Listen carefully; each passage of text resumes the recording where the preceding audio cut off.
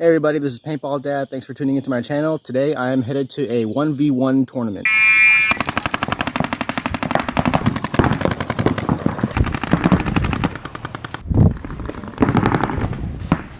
Hey! Pretty sure they made it. Ooh. So I'm way behind on making this video. It's already been like 2 months since I played in this 1v1 tournament. This was actually just before my recent surgery, which maybe I'll talk more about in a future video. But I had a lot of fun in this 1v1 tournament, and I've seen a growing trend of 1v1 tournaments, so I wanted to talk a little bit about it. This was actually held at my team's home field. I play for the Carolina Warriors, and our field is Twisted Paintball in Darlington, South Carolina. I want to say we had about 20 players show up, maybe a little bit more, like 22 I think. And it was a mix of the Warriors and our friends from the 706 Goonies out of Georgia, also some friends of ours from the Center 50 podcast, and I think there was even one guy who was a friend of a team member who had only played paintball once before in his life.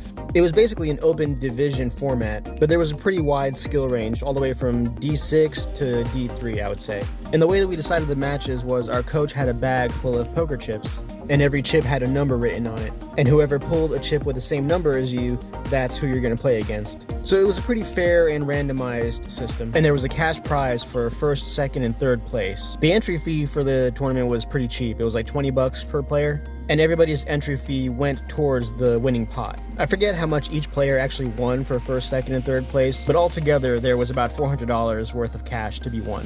And I really like this concept. The concept of a 1v1 tournament is so simple, you can even do it amongst casual friends, because you don't really have to worry about getting a team together and practicing. You just show up and play as you are. And as long as there's a low entry fee, then there's really no stress about losing either. You just kind of go there to have fun. And if you end up winning money, then that's all the better. And it's a good thing that I went in with that attitude, because I had some of the worst luck ever on that day. I placed somewhere in the bottom 5. But like I said, I had a great time. I brought my family and my wife and my kids, and it turned out to be a pretty fun day for all of us. And that's one of the things that I love most about my team, is that they're very supportive of having a family-friendly environment. And our coach even coordinated a bubble tea truck to come out to the field, which was much appreciated because it was a super hot day. And I got a really good drink. I think it was mango and pineapple. But now, talking about the games and the things that I learned from it, really it just reinforced the things that I already know I need to work on for my own skills. And that's just gunfighting.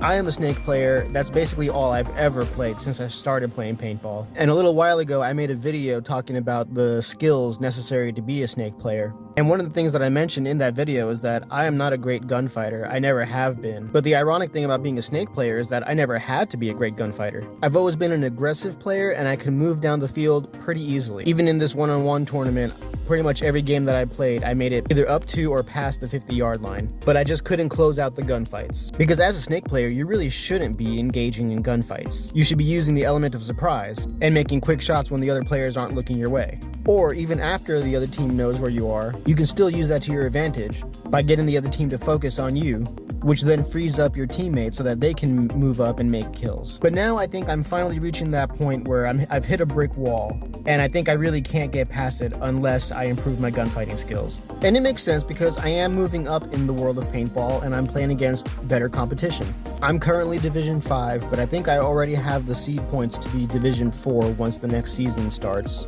And some of the guys that I've gone toe-to-toe with on the field have been as high as Division 3. So it's about that time that I need to make myself a more well-rounded player. And I would highly encourage anybody who's watching this video to also try playing some 1v1 paintball, because it really helps you to focus on what you need to improve on. And that about covers everything that I wanted to say about this experience. I definitely want to look for more opportunities to do one-on-one tournaments. And if you hear of any one-on-one tournaments going on nearby your areas, definitely jump in on them. They're low cost, low stress, but a high potential for a reward and improving your skills. And it's even a great way to make friends within the paintball community, because you're getting that one-on-one intimate experience with other players.